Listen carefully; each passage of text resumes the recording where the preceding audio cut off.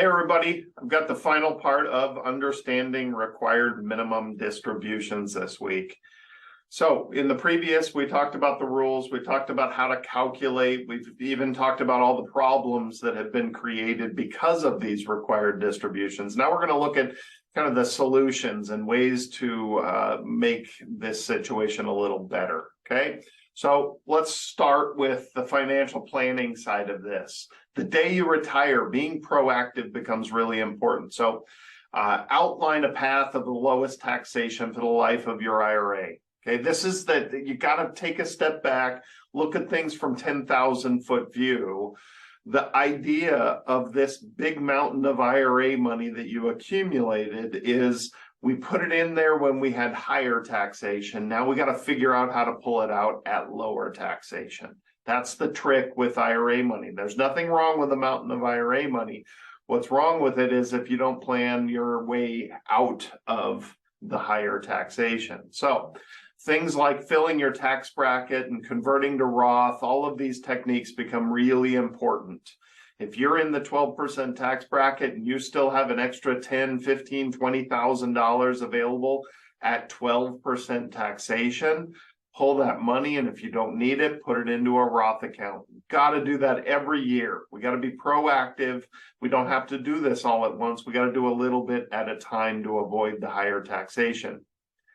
We also have to think about our heirs. We have to realize, the difference between somebody with one heir versus 6 heirs. We need to look at their taxation. Are they married? Are they single? We need to make sure that when we consider this IRA is going to last for our life and 10 years of their life. Okay. The next thing from the tax man cometh, we can avoid taxation on your required minimum distribution by giving it to charities. Okay, I'm not telling you to become charitable. I'm telling you to take advantage of the qualified charitable contribution rules. If you are over 70 and a half and already charitable, all giving comes directly from the IRA from here on out. Okay, it's way more efficient on your tax return. You can take the huge standard deduction that we have these days and still not pay taxes in addition to that on these charitable contributions when done properly. Now, all it is just calling the custodian and saying, hey, my required distribution is 10,000, so I want you to send 6 to my church and send the other 4 to me. And then at the end of the year, your 1099 should show a $10,000 disbursement satisfying your required distribution, but only 4,000 was taxable, eliminating it from the taxation immediately without having to itemize your tax return, which most retirees don't. It's been a while since I've seen anybody that could itemize. From an estate planning standpoint, it's very important that we really do understand our heirs' situation. I was just chatting with a lady that has one daughter, and she's got a mountain of IRA money, and that one daughter is going to inherit it, and that one daughter is going to get blasted on taxes, throwing money away to the IRS. So we want to avoid that by being a little more aggressive on getting money out of your own IRA while you're alive. Whereas if she had 7 heirs and we had to split it all up 7 ways and maybe they're married, then the taxation is probably going to be much less for those heirs than it would be for herself. And so then they would want to, in that situation, someone would want to defer as much as possible and just pull what they have to. Okay, so we do want to think about this, and that's why the 10,000 foot view really helps. It's about kind of outlining the concept of how are we going to get the money out at the least amount of taxation. And then we have to understand the planning side of this, delaying Social Security. If you retire at 65, let's say, and your immediate reaction is, well, I have to have income in retirement, so I'm going to go take Social Security, but you got that mountain of IRA. And I know it feels scary living off savings and not actually having any income, but with planning, it liberates you. It helps you see what you're doing for the greater effect of your portfolio and your situation. And delaying Social Security so you can work down some of that IRA at little to no taxation is a fantastic idea. It allows you to really get working on that IRA money, and then ultimately you get a much higher Social Security check later. So there's a lot of techniques like that that need to happen when you have a mountain of IRA money and we're worried about required distributions. So a lot of that is being proactive. Planning side is proactive because we have to spread it out as much as possible. So when we talk about really building a portfolio to handle those forced withdrawals, we have to make sure we recognize that we're talking about people that are actually withdrawing and using the required distribution. If you're just reinvesting this, then it's real easy. Invest for growth and take the positions and move it into a different account. That's it. Move it from an IRA account to a non-qualified account and you're done, right? You're never selling the investment. You don't need the money. So the money can be doing whatever you want it to do. Whether you're conservative or aggressive in your investing doesn't change anything because of required distributions. But if you have required distributions and you actually take those out and spend that money, then all of the investing principles we're going to talk about apply, right? So the industry is very interesting. They've over-categorized everybody. Everybody, when it comes to required distributions, needs their money, and that's why this chart exists. This is what they teach in the CFP. This is the statisticians that created the ironclad proof to defend the big companies in the court of law. So if you sue the big companies out there, they've got these statisticians with all this proof that they invested your money the most diligent way they possibly could. Okay, so when you look at this chart, it's important to see that the up and down is the amount of money you should have in the stock market as a percentage of your portfolio. And the bottom is really just your age. You know, again, they've overgeneralized the world. So when you get to your retirement years, you realize that pretty much all the statisticians agree you should have no more than 40% of your money in the stock market because they know they can't handle that volatility. The math that comes into the withdrawal stage of retirement changes the way you invest. And that's why when you're young and fancy free, you can have 100% of your money in the stock market, but the older you get, the closer you get to required minimum distributions, the closer you get to needing your money. They can't handle the volatility in your portfolio because mathematically it is incredibly inefficient and terrible for you. Okay? If you're not sure why, I've got plenty of videos on explaining the math behind that and why.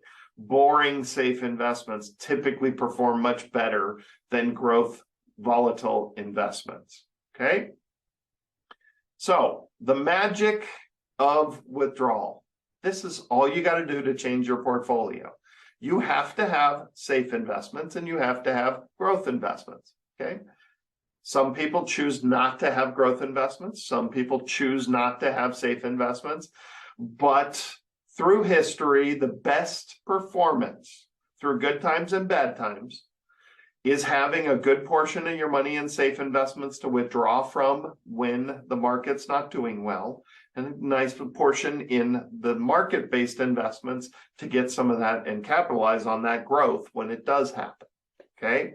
You think of the 2000s, we had a decade of volatility and straight sideways. And then we had the 2010s, which was pretty much straight up. We've had a sampling of both. And with the latest volatility in the stock market, some people think maybe, hey, the next decade is going to be one of those volatile sideways. Who knows? But the trick to this is the separation of investments. You have to have the right safe investments. One, you have to be able to withdraw from them without having exposure to market risk, like bonds, for instance. Through history, the safe investment's always been bonds. It's really easy when the market, you look at interest rates and they keep coming down and down and down. From 1982 to 2003-ish, we had interest rates consistently coming down and bonds worked out great in this. So the traditional portfolios, it was 60% bonds, 40% stocks, easy peasy, simple. Right? Pull the required distribution from the safe stuff when the market wasn't doing well, pull it from the market when it was doing well. That was the traditional way. But now we got to rethink the choices of investments. We need safe investments we can actually withdraw from without penalty, that we can get our required distribution from if the stock market's not doing well. And that's what people are struggling with this year that have the traditional portfolios. So some of the ways that we need to look at this a little differently now. So putting things into perspective, here's cash in the closet with a required distribution. Okay. $500,000 IRA invested in nothing, sitting in cash. The required distribution starts at $18,000 and gets a little bit smaller every single year. And there we are. We go from 72 to 94. That's 2 decades plus of investing. So I got you the 99 and the 2021 on there to add on to the 2 decades. But the reality is it gives us a great example of good markets, bad markets, everything. Okay. So cash in the closet, no investments, wonderful. You got $384,000 in your pocket in required distributions. You still have $115,000 in the safe or the floor, wherever you threw the dollar bills. I don't know. Now, if we threw it all in the stock market, the S&P 500 is what I modeled this after, just took the performance of the S&P 500. And you'll notice it starts at 18, it goes up to 21, then down 19, 16, all the way down to $12,000 when 9/11 happened. And then it jumped back up to $19,000, but then 2008 happened and your required distribution bounced down to 11,000. Then up and up and up and up because the market went straight up. Remember, it's the value of your money at the beginning of the year and your age at the end of the year. But all said and done, through that roller coaster, you got $455,000 in your pocket and $366 still left in the account. Not too bad. A little better than cash in the closet, certainly. But what's amazing is today we can get safe investments, fixed rates over 5%. Actually just got a client 6%. So we're pushing 6% right now. 5-6% is what you should have if you're trying to get fixed rates. So if you're trying to go to the banks and find that, you're not going to find it. The best fixed rate investments are not bonds, they're not CDs, they're fixed annuities. I just did my update, this month's update of all safe investments out there. Fixed annuities are literally just CDs from an insurance company. There's nothing to be afraid of. So I modeled this at 5%. Yes, you can get more than 5% right now, but 5%, pretty easy. Fixed rate, look at the performance of a required distribution at 5%. Starts at 18, immediately goes to 19, 20, 20. It's like counting. 18, 19, 20, all the way up to $42,000 required minimum distributions, adding up to just short of $700,000 in required minimum distributions, and you still have $380,000 left in the account. Okay, that blew away the stock market. Blew away. If there's any turbulence in the time period you're using, that fixed rate of 5% will blow away any volatile investment, especially through required minimum distributions. But the safe investment that has performed by far the best over the last 2 decades is a fixed indexed annuity. And now with what's gone on in the safe investing world, we have guaranteed to term participation rates in the stock market. This is an investment that is tied to the stock market, but has no risk of loss. So instead of earning just the flat fixed interest rate, we earn an interest rate based on how the stock market does. When it goes up, we earn lots of interest. When it goes down, we don't lose anything. And that's really important to understand. Again, I got plenty of videos on stuff like this.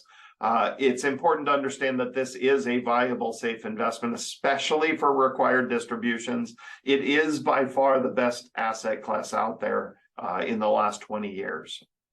So you look at the performance of that, goes from 18 all the way up to 63,000. It's got a little bit of volatility in there because the earnings were less when 9/11 was happening. But then that skyrocket to 2008, we got nice, good earnings in there, and we didn't have to make up for losses. Then 2008, we had a flat year that year, but then the rocket launch, that's when we took advantage of it. And that's the timing side of this. Being in a fixed rate's nice and all, but when the market's going straight up, I'd rather earn more. When it's going straight sideways, I'd rather just kind of keep up with those fixed rates. And that's what fixed indexed annuities do for you. The good ones out there guarantee their participation rates and don't change the way you earn interest at all. And so you have guarantees going through this, and you can do just fine during volatility, and you can do well compared to other safe investments during the stock market skyrocketing. So that's the concept of that. By far the best in the last 20 years, 795,000 in required distributions, but the big one is the 540 still left in the account. Okay, so let's build this portfolio. This was something I was playing with. Those that know me, I'm a spreadsheet geek, and I like testing all these different asset classes. And yeah, you know, when we get into portfolio allocations and things like that, could I really go through in hindsight and pull out the best investments? Sure, but I don't like doing that when we talk about things for an educational reason, because hindsight investing is always easy, right? So the market, the thing I can't control, I use the S&P 500 as a general idea of what markets do. So this is more an exercise in understanding the performance of a portfolio in general, not drilling into IBM versus Intel versus, no, that's not what this is for. This is understanding the effects of volatility on a portfolio and creating a more efficient portfolio. Okay, so here we are back in 1999. We've got a 72-year-old with a $500,000 portfolio. The required distribution, you take that value of money, 500,000 divided by 27.4, and there's our required distribution. Playing around with the allocations with the investment world that we're in right now, I've got the fixed indexed annuity with 40%. I've got the fixed rate of 6% because that's what's available right now. Got 30% in there, and then 30% in the S&P 500 for this example, right? So a portfolio mix that is conservative by all means, absolutely. But required distributions, believe it or not, perform better. Even if I had this, 40% in the market, 60% in the safe investments, I don't get better performance. I actually get worse. It's better in the fixed indexed annuity. That's by far the best. But nobody likes putting all their money in one type of investment. I understand that. Just because history says it was the best doesn't mean that it's the best going forward. So grabbing some of these great fixed interest rates out there, I wouldn't have done this in the past, but I certainly would consider it now. Doing 30% in a 6% guaranteed, that sounds pretty fantastic to me. So the return of the portfolio looks like this. So notice, because we've got 30% in the market, we do have a couple of the 9/11 downslide years. We've got it at losses for the portfolio. But hey, the 2002 ended up actually pretty good. We were up 0.77%. 2003, the market skyrocketed 26%. We only made 16, but we weren't making up for the losses we just hit, right? We had very little losses, tiny bit of losses. We made up for that real quick and easy. And that's why the magic of this, we need less volatility, less exposure to losses. That's what's going to win the race when it comes to required distributions. The highs aren't as high, but the lows aren't as low. 2008 lost 38% in the S&P. In this portfolio, it only lost 9%. Okay, that's the examples we're looking for. We're not going to make the 29% in 2013. We're going to make 10%, but we're not making up for that 40% loss. You got to do that when it comes to withdrawals. Okay, you want to build wealth, you want to grow money, that's fine. That's stock market, and fixed indexed annuities have done very well as well. But the reality is the safe investments, the stable investments are really only important for people pulling this money out. So here we go. Look at those required distributions. We beat the previous page. All the money in just a fixed indexed annuity was 790,000 or something like that, and 500,000 left. This 800,000 in required minimum distributions in our pocket and over 600,000 left in the portfolio. Now understand, only 30% of this has 100% variability, right? I can't predict the stock market. I can't predict the future in the stock market, but I can predict the 6% fixed rate. I can predict the fixed indexed annuities because they have zero exposure to loss. Could they be a little different? Sure, absolutely, they can be a little different, but they don't have 100% variability on the upside and downside like the stock market. So this, believe it or not, is an extremely predictable portfolio. We only have 30% that we can't predict. The rest of it, yeah, we can't predict it, but it's only going to be a little bit off because we've eliminated the downside variable. So pretty darn good performance on a portfolio like this. I've tested this in a whole bunch of different mixes, and this seems to be a neat little way to do it, especially now that we have access to 6%. We haven't had that in 20 years. So that hasn't been a part of the mix. So the rules you have to live by: the greater the withdrawal rate, the greater the effect of volatility. Well, required distributions start at about 3.6%, quickly hit 4%, and on up to 5, 6, 7%. By the time you hit your 90s, you're at 9% and above. Okay, so that withdrawal rate moves up quickly on you. You need to be able to address that in your portfolio. If you want to lean more on stocks in the early years and still have some safe investments, but then as you move up that required distribution chart, you need to have more and more safe investments. The best mix that I've found is that 70% safe, 30% market for that type of withdrawal, that, heavy withdrawal rate that gets bigger and bigger. The rule of thumb, I did a whole video on this. The worst thing you can ever do to your portfolio in retirement is pull from losses. Don't pull from losses. Remember, withdrawing the money and spending it is pulling from loss. That's the problem. It's not just changing the investment, adjusting your portfolio. When we talk about moving a required distribution from an IRA to a non-qualified account and just keeping the investment, doesn't apply. You're not withdrawing the money.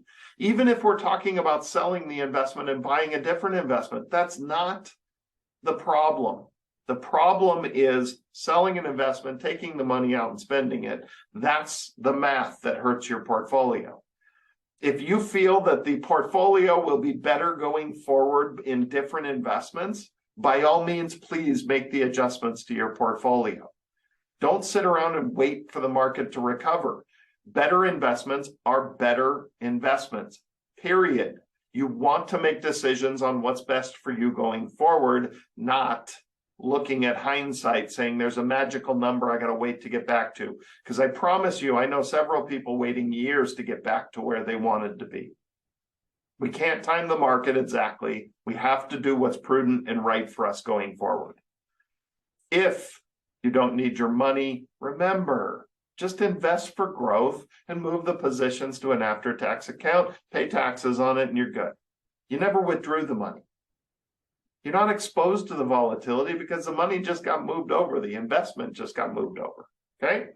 Hopefully that helps. Required minimum distributions can be a difficult part of life. We got to understand that planning is a big part of this. If your portfolio hasn't changed going into retirement and now edging into these required distributions, you don't have anybody giving you advice because there's so many things that need to change as you head into retirement and then ultimately as you get into these required distributions.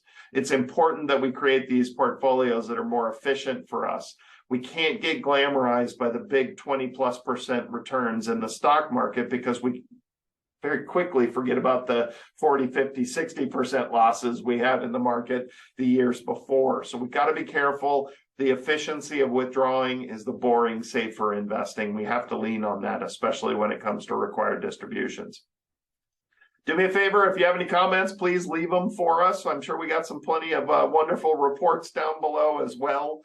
Subscribe if you haven't. We really love to see that number of subscribers jumping. Share it with friends. We got tons of videos on YouTube and all different topics. We'll talk to you soon. Appreciate it. Thank you. Bye.